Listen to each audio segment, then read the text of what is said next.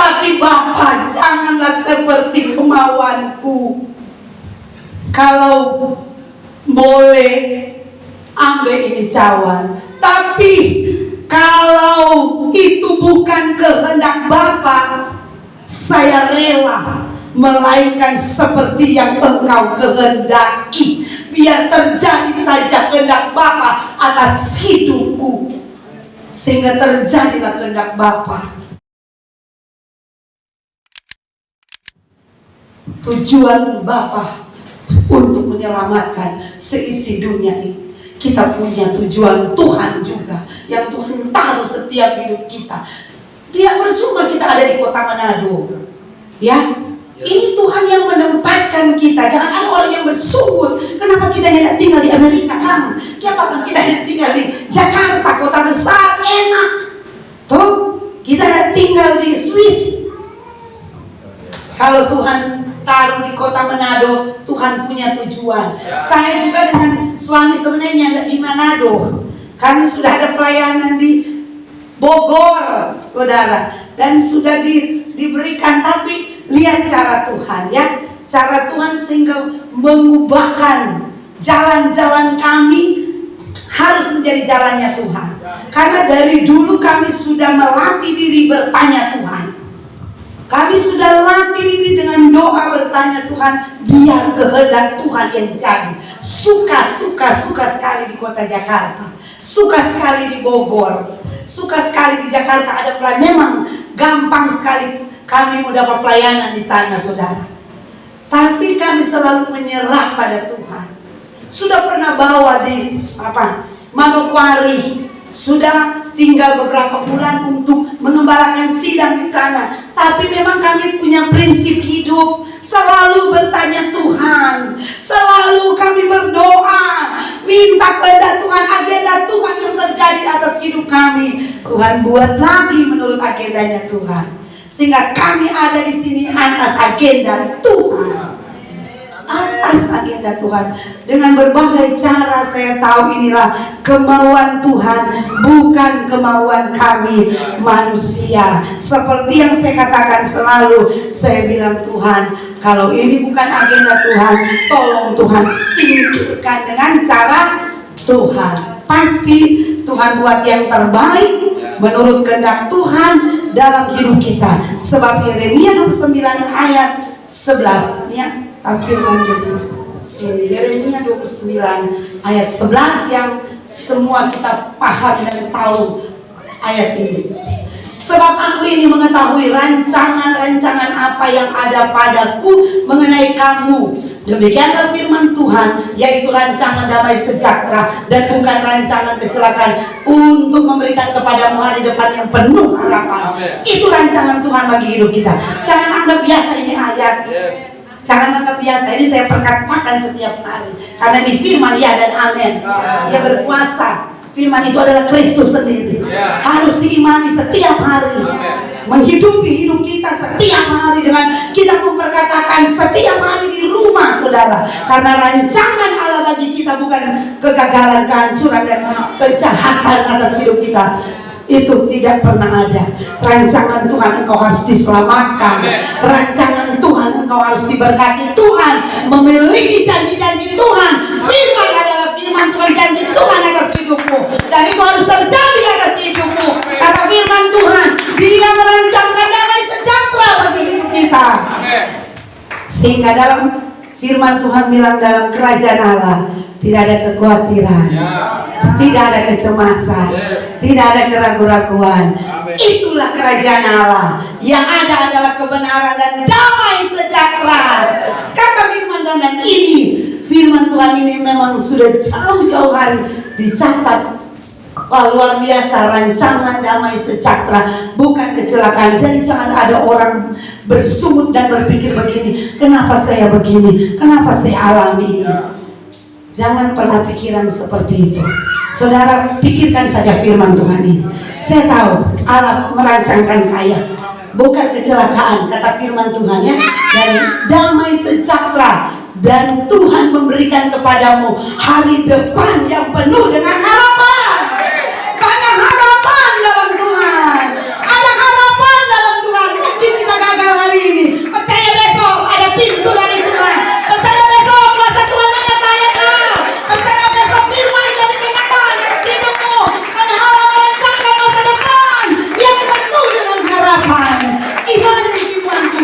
Firman Tuhan tidak pernah gagal.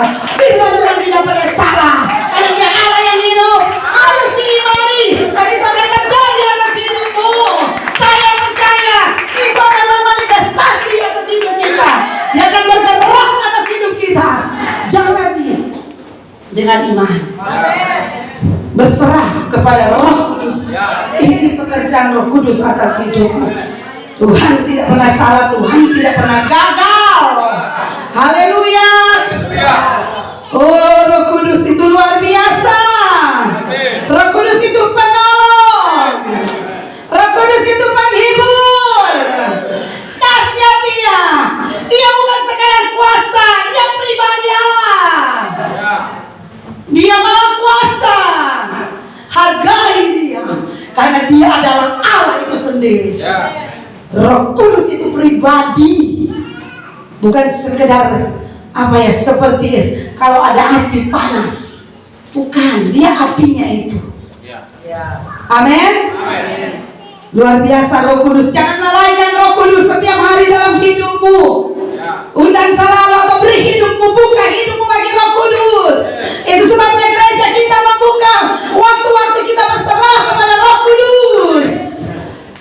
Ya, semua jemaat yang ada hari ini paham hal ini. Selalu kita berserah kepada Roh Kudus, dan biarlah kehendak Tuhan yang jadi. Kalau Tuhan mengikuti maunya sendiri, tidak terjadi penyelamatan. Tidak terjadi saudara ada di tempat ini. Dan apa saya dengan Ibu Fanda, cuma Tuhan yang ada buat. Yang jauh jadi dekat. Amin.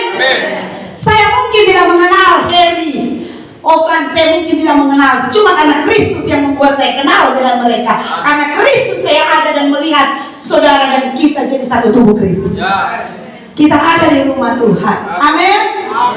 Kristus punya pekerjaan.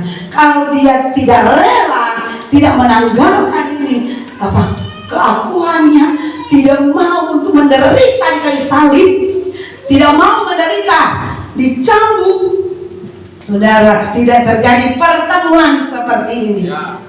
Tidak ada, saya tidak mungkin mengenal Bapak Henry, cuma karena Tuhan. Ya, Dia rela dan kita jadi satu tubuh Kristus. Inilah agenda Bapa, dan kita harus mengenal agenda-agenda yang ada dalam hidup kita. Bukan kemauan kita yang harus terjadi, saudara. Serahkan itu kepada Roh Kudus. Nanti Roh Kudus kerja dan Dia buat jalanmu. Dia buka jalan di depan engkau. Engkau hanya bisa mengikutinya. Ikuti jalan Tuhan. Kadang-kadang saya bingung, saya bilang, oh Tuhan, ini cara Tuhan, ini jalan Tuhan. Saya tidak tahu Tuhan bawa begini. Itulah cara Tuhan. Karena kita menyerah pada pimpinan Roh Kudus. Pimpin saya Roh Kudus, ini hidup saya. Saya rencana berjalan di A, tiba-tiba saya sadar saya ada di lokasi C. Itu adalah pekerjaan dari Roh Kudus. Libatkan Dia dalam hidupmu.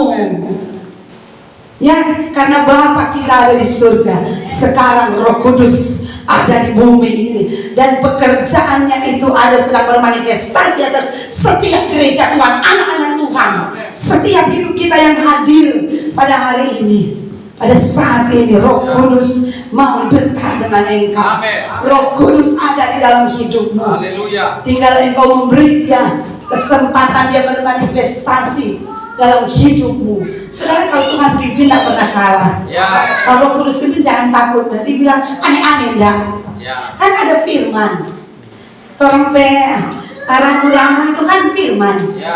Tidak akan bilang orang yang terus. Yang istilah orang-orang di sana bilang songeroh itu karena firman diabaikan. Firman tidak terlalu yang mereka gandrungi, istilah orang dunia ini ngeroh. Sehingga mereka melupakan satu sayap, atau sayap satu, cuma satu sayap tuh. Ada kipas-kipas begini. Padahal ini dua tidak bisa dipisahkan. Roh Kudus dan firman tidak bisa dipisahkan. Firman dan Roh Kudus tidak bisa dipisahkan. Firman pertama dan Roh Kudus akan mengerjakan dalam hidupmu. Itu maksudnya, saudara. Firman yang pertama dan biarkan Roh Kudus itu. Jangan juga cuma ngeroh-ngeroh, tidak ada firman. Apa yang Roh Kudus bekerja dalam hidup kita? Ya nggak ada. Yang dia kerja firman. Kalau tidak ada firman, kalau bilang Roh Kudus bekerja itu bukan kedagingan. Itu roh yang bukan dari Tuhan. Kalau tidak ada firman dan Roh Kudus katanya bekerja. Roh Kudus akan bekerja karena ada firman di dalam. Itu maksudnya ya. Roh Kudus harus bermanifestasi dalam hidup kita dengan firman. Dia akan bergerak dengan firman yang ada pada kita. Contoh kalau kita tidak suka dengan orang lain ya. Contoh ini saja contoh. Nah, firman yang kita dengar harus mengampuni. Waktu kita ingat, aduh beratmu. Tiba-tiba Roh Kudus kasih kekuatan. Roh Kudus ingatkan. Nah, itu fungsi dari Roh Kudus. Sehingga engkau mampu mengampuni. Libatkan Roh Kudus dalam hidupmu. Engkau mampu melakukan apa yang menjadi agenda Tuhan, kemauan Tuhan. Berjalanlah sesuai agenda Tuhan, saudara. Mintalah tuntunan Roh Kudus. Selalu berdoa, selalu bertanya Tuhan, saya mau kehendak-Mu yang terjadi Tuhan. Saya serahkan hidup saya semua Tuhan, seutuhnya pimpin saya. Saya hanya bisa mengikuti jalan-jalannya Tuhan, Roh Kudus yang menuntun hidup kita. Haleluya. Selanjutnya saudara, yang keempat, serahkan semua memori kita kepada Roh Kudus. Filipi 3 ayat 13. Cepat saja. Ini perlu, karena memori-memori ini yang seringkali menghambat kita maju. Ya, baca Filipi 3 ayat 13. Saudara-saudara, aku sendiri tidak menganggap bahwa aku telah menangkapnya, tetapi ini yang kulakukan. Aku melupakan apa yang telah di belakangku dan mengarahkan diri kepada apa yang di hadapanku. Yang kita lihat harus ke depan. Yang di belakang kan itu tinggal kenangan, memori. Ada memori baik, ada memori buruk. Ada kejadian peristiwa-peristiwa yang buruk, ada peristiwa-peristiwa yang baik, yang menyenangkan, keberhasilan, berkat-berkat ada juga di belakang. Tapi ingat, kadang-kadang memori ini menghambat kita untuk maju berlari. Press on to maturity. Kita harus berlari. Untuk datang pada kedewasaan. Karena begini saudara, memori kita ada memori baik, tapi kadang-kadang kita jadi kenangan. Ingat ya saudara, menikmati dan tidak mau bergerak, hanya memikirkan. Tapi yang lebih parah memori buruk. Sudah ingat. Akhirnya itu menjadi penghambat dalam hidup kita, penghambat kita mau maju. Kita ingat kesalahan orang, penghambat kita mau. Kita yang rugi sendiri. Karena kita melihat orang, kata Bapak Gebal, orang itu tenang-tenang tidur enak, torengnya enak tidur karena pikir-pikir. Itu kesalahan orang. Ya, mari kita menyerahkan semua memori kita yang ada di belakang, baik buruk, keberhasilan dan kehancuran yang mungkin pernah kita lewati. Tinggalkanlah itu ada di belakang kita. Ayat ini luar biasa. Aku melupakan, ini Paulus, aku melupakan apa yang ada di belakang. Keberhasilanku, kita kenal siapa Paulus ya, dan dia bilang dia melupakan apa yang di belakang. Dia mengarahkan diri pada apa yang di hadapanku.